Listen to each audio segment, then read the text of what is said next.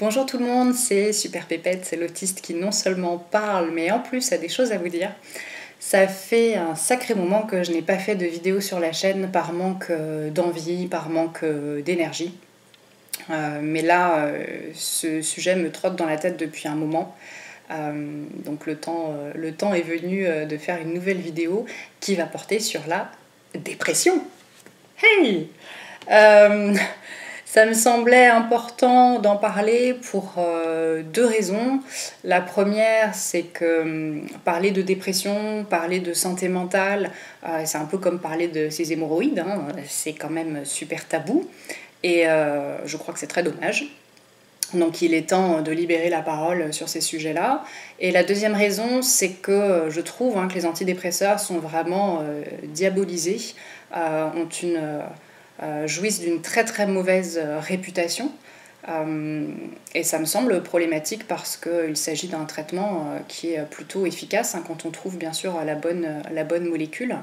Donc voilà, pour ces deux raisons, il me semblait intéressant de vous parler de mon expérience de la dépression et de mon expérience du traitement qui a été mis en place, que je prends depuis 6 mois maintenant.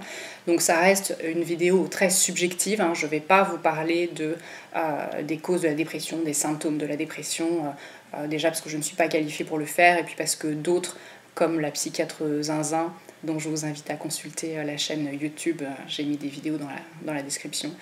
Donc d'autres l'ont très très bien fait, donc j'ai pas besoin de répéter ce qui a déjà été dit. Donc retenez juste que globalement ça va être une vidéo plutôt subjective, voilà, c'est un partage d'expérience en espérant que ça serve à d'autres. Alors en guise d'introduction, une toute petite parenthèse théorique. Sur l'autisme et la co-occurrence entre l'autisme et la dépression et ou l'anxiété. Il y a une méta-analyse qui est sortie là-dessus en 2019 que je trouve intéressante. Je vous ai mis le lien dans la description de la vidéo. Pour celles et ceux qui ne connaissent pas, une méta-analyse, elle vise à compiler les résultats de recherche qui portent sur un même objet, un même phénomène, de façon à en réaliser une synthèse. Donc là, les auteurs de cette méta-analyse, ils ont étudié des recherches qui portent sur la prévalence de la dépression et de l'anxiété chez les personnes autistes, de façon à essayer d'en extraire une tendance. Ce qu'ils disent, c'est que globalement, les recherches qui portent là-dessus sont extrêmement hétérogènes. Donc on ne peut pas affirmer aujourd'hui qu'il y a tant de pourcents de personnes autistes qui sont dépressives et ou qui ont un trouble anxieux. Par contre, ce qui est certain, c'est que la prévalence, elle est élevée. C'est-à-dire qu'il y a un très fort taux de personnes autistes, bien plus que dans la population non autiste, qui sont dépressives et ou qui ont un trouble anxieux. Juste pour dire deux mots sur la dépression c'est une maladie, on ne sécrète plus assez de sérotonine, dopamine, noradrénaline, etc. D'où l'intérêt de rétablir un équilibre via notamment un traitement médicamenteux. Donc ça n'est pas de la mauvaise volonté. Une dépression, ça ne se soigne pas en allant faire du footing, en buvant du jus de goyave ou en faisant des câlins aux arbres. Si c'était si simple, ça se saurait. Non, ça peut-être que ça marche pour les déprimes passagères, mais pour les dépressions avérées, notamment les dépressions sévères, ça ne sera pas suffisant. Donc ne venez pas me dire dans les commentaires, d'ailleurs de toute façon les commentaires seront bloqués.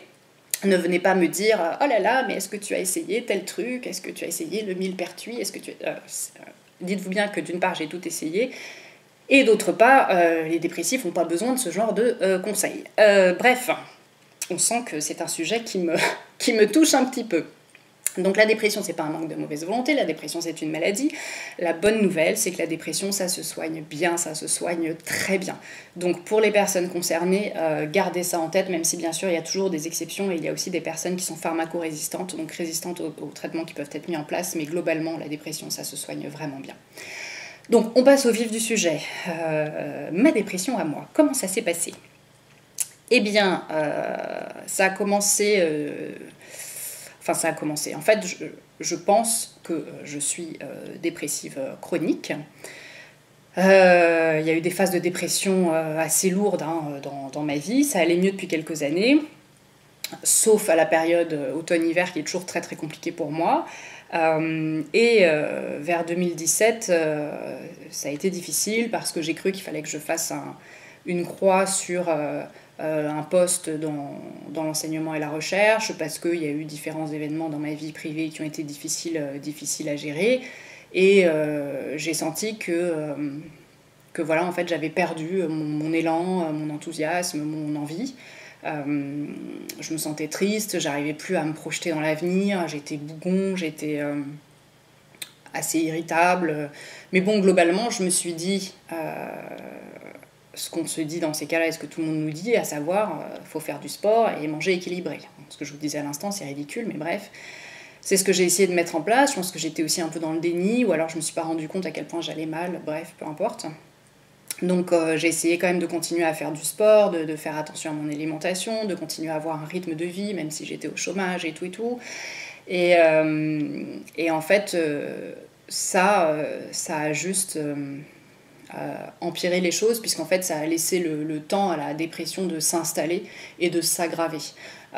Donc j'étais à un stade où je fonctionnais à peu près, hein, c'est-à-dire que j'arrivais à faire mes courses, à me faire à manger, à avoir une vie en apparence normale, entre guillemets.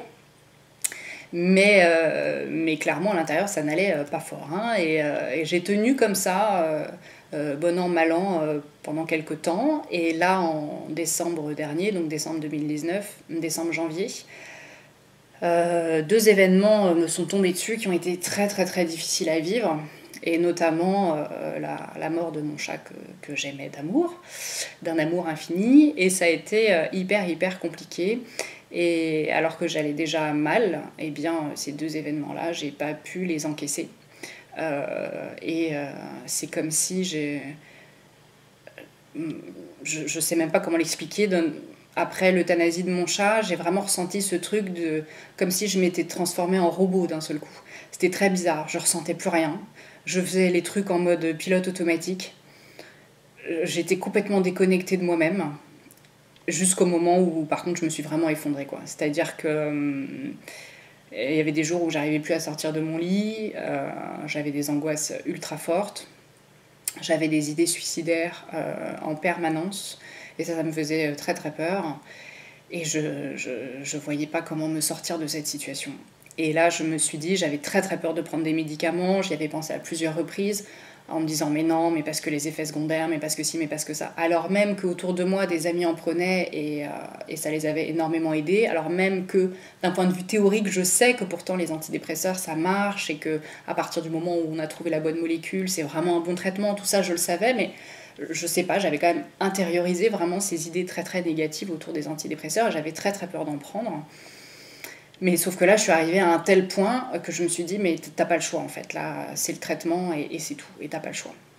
Donc j'ai commencé avec de la paroxétine, qui sur moi a eu des effets secondaires vraiment très très très très lourds. Donc j'ai arrêté au bout d'1 semaine parce que ça a tout amplifié. Ça a amplifié mes angoisses, ça a amplifié ma dépression. Je faisais plus que dormir. C'était vraiment, j'ai passé une semaine atroce.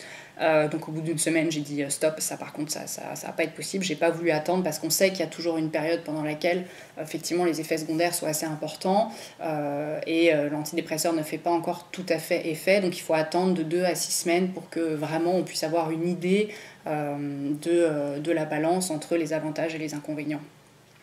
Alors suite à cette expérience malheureuse avec la paroxétine, ma psychiatre m'a prescrit du Brintellix. Alors, je vous le montre, je vais faire comme les youtubeuses beauté, sauf que je vous montre pas un rouge à lèvres, mais comment elles font un truc comme ça. Ah bah oui, ça marche. Donc, je vous montre pas un rouge à lèvres, mais ma boîte de médoc. Donc, elle m'a prescrit du Brintellix, c'est un antidépresseur assez récent, qui est intéressant, notamment parce qu'il a moins d'effets secondaires sur la sexualité. Beaucoup d'antidépresseurs provoquent notamment une anorgasmie, ce qui semble être beaucoup moins le cas du Brintellix.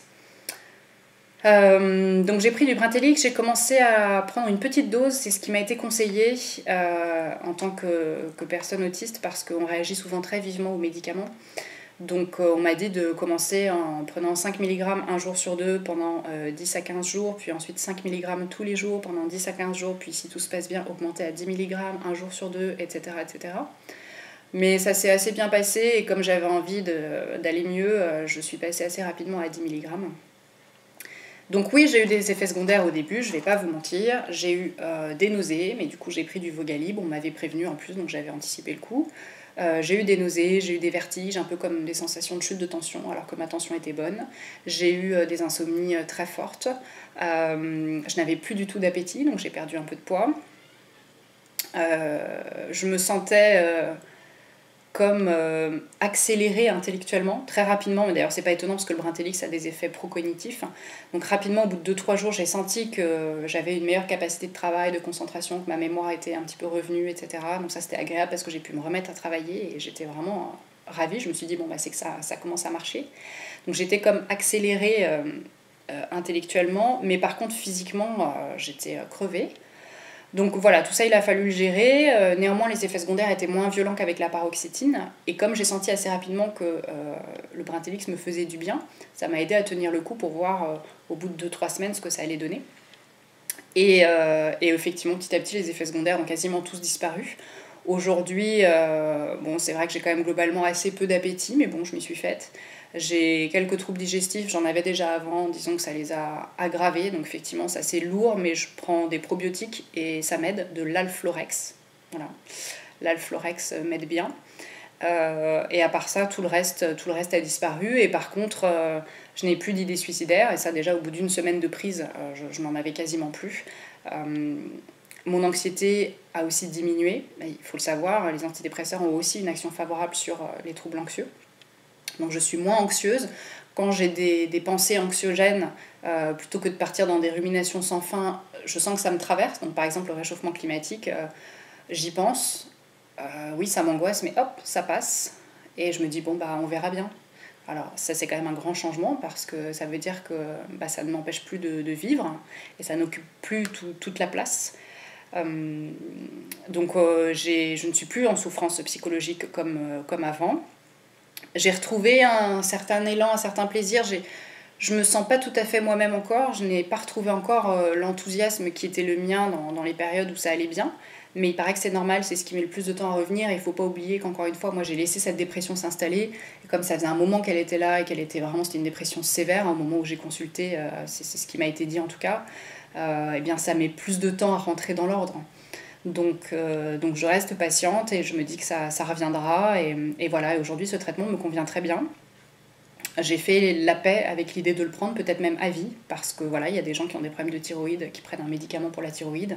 Moi, je fais des dépressions, eh bien, je vais peut-être prendre ce médicament toute ma vie pour me sentir mieux, et tant que je le tolère bien, ma foi, pourquoi pas, enfin, voilà. Donc aujourd'hui, ça ne me pose plus de problème.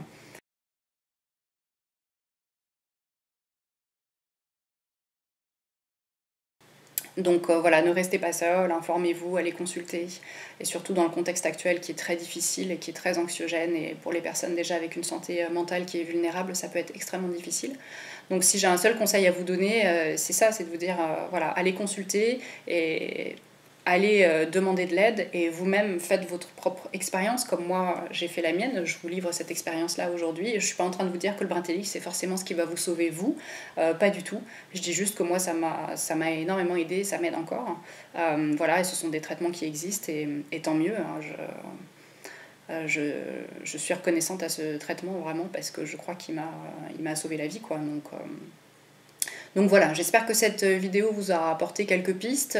N'hésitez pas à rebondir. Alors pas dans les commentaires parce que vous savez que je désactive les commentaires sous mes vidéos, mais pourquoi pas sur Twitter si vous avez envie d'ajouter quelque chose, ou même de livrer votre témoignage, ou si vous avez des questions à me poser dans la mesure du possible. Si j'ai les réponses, je vous répondrai. Voilà, donc n'hésitez pas. Je vous remercie pour votre attention et je vous embrasse.